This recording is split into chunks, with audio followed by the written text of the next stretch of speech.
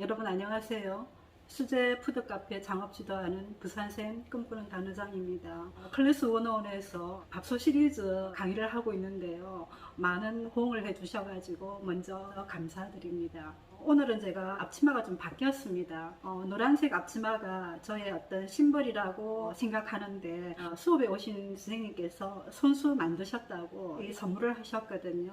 마음에 대한 표현을 달리 할 길이 없어가지고 영상 촬영하는데 입고 나와봤습니다. 제가 또 꽃무늬를 좋아하거든요. 주제는요, 이 수제청의 유통기한에 대해서입니다. 수제청을 사드시는 소비자 입장에서도 유통기한에 대해서 좀 정확한 정보를 아셨으면 좋겠다는 뜻입니다.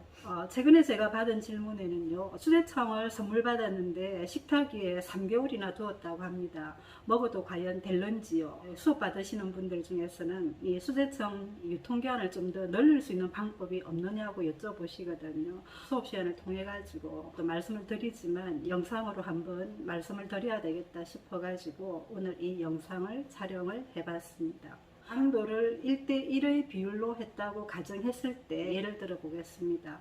이 수제청의 유통기한이 얼마일까요? 한 달? 아니면 3개월? 아니면 6개월? 그 이상? 수제청을 구입해서 이래 보면은 업체들마다 그 유통기한이 좀 다르게 나옵니다. 저에게 수업 오시는 분들이 유통기한에 대해서 상당히 관심이 많은 걸 알 수가 있거든요. 판매하시는 분의 입장에서 보면은 유통기한이 길면 길수록 좋습니다. 자주 만들어야 되는 그 번거로움이 없기 때문이죠. 손이 여간 많이 가는 것이 아니거든요.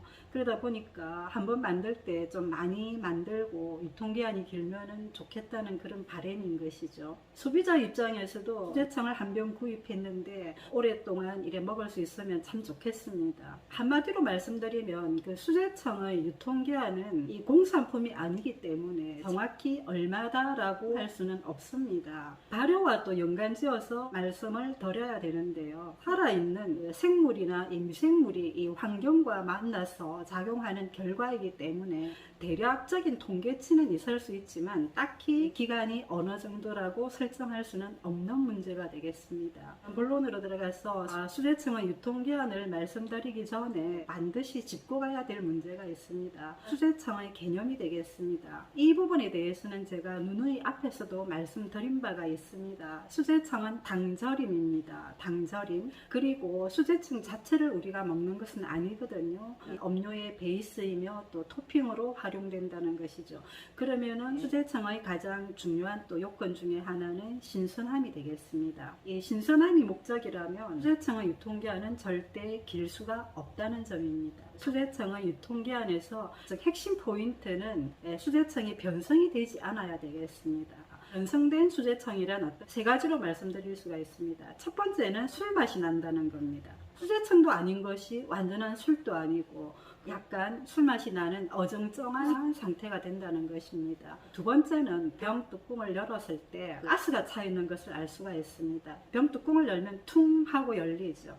가스가 차 있는 이런 수제청은 또 앞에서 말씀드린 어김없이 술맛이 난다는 것입니다. 가스 차는 현상과 이 술맛은 같이 가는 현상이 되겠습니다. 이런 상태에서 조금 더 지속되면 수제청은 바로 곰팡이가 핀다는 사실입니다.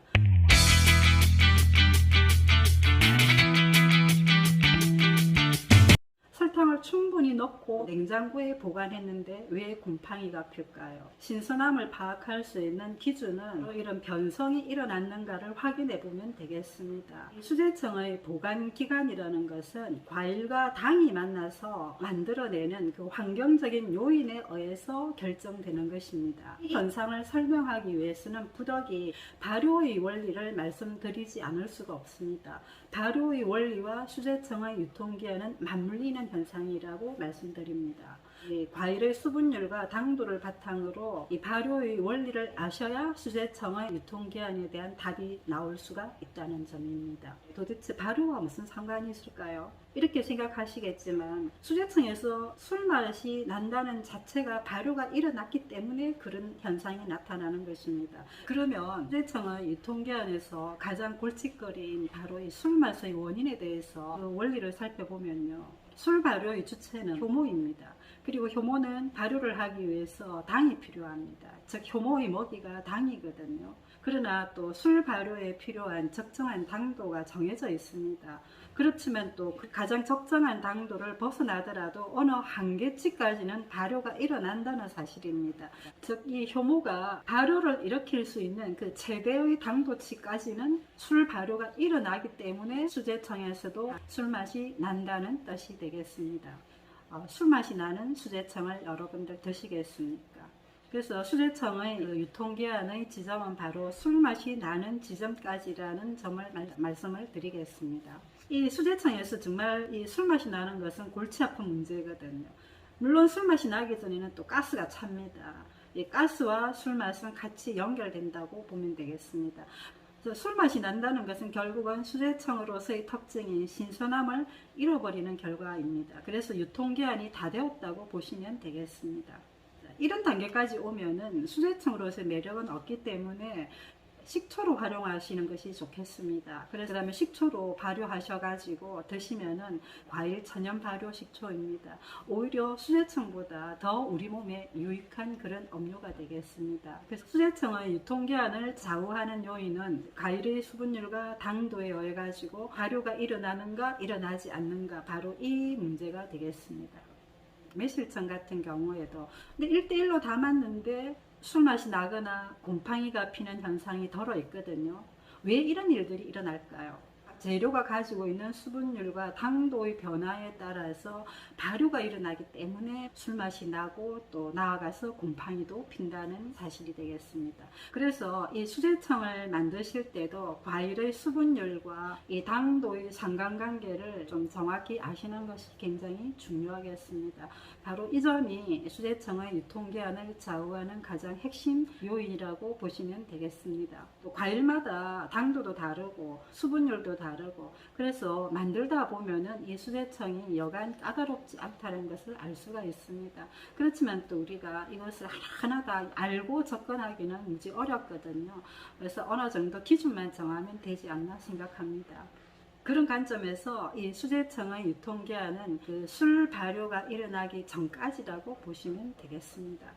또 참고로 냉장고에 보관한다고 해서 안심하실 수는 없습니다. 냉장고의 온도가 보통 3도이죠. 숙성에 가장 알맞은 온도입니다. 그렇지만 또 식초 발효와는 달리 그 냉장고 안에서 발효는 얼마든지 일어난다는 것입니다. 결론을 말씀드리겠습니다. 당도가 1대1이라고 해도 냉장고에서 보관을 하더라도 술 발효가 일어난다는 것입니다. 때문에 이 수제청의 유통기한은 술 발효가 일어나기 지점까지라고 보시면 되겠습니다. 여러분, 술맛이 나는 수제청을 좋아하시겠습니까? 그건 아니지 않습니까? 이상의 내용을 바탕으로 수제청의 유통기한을 정하시는데 참고하시면 좋겠습니다. 여러분, 감사합니다.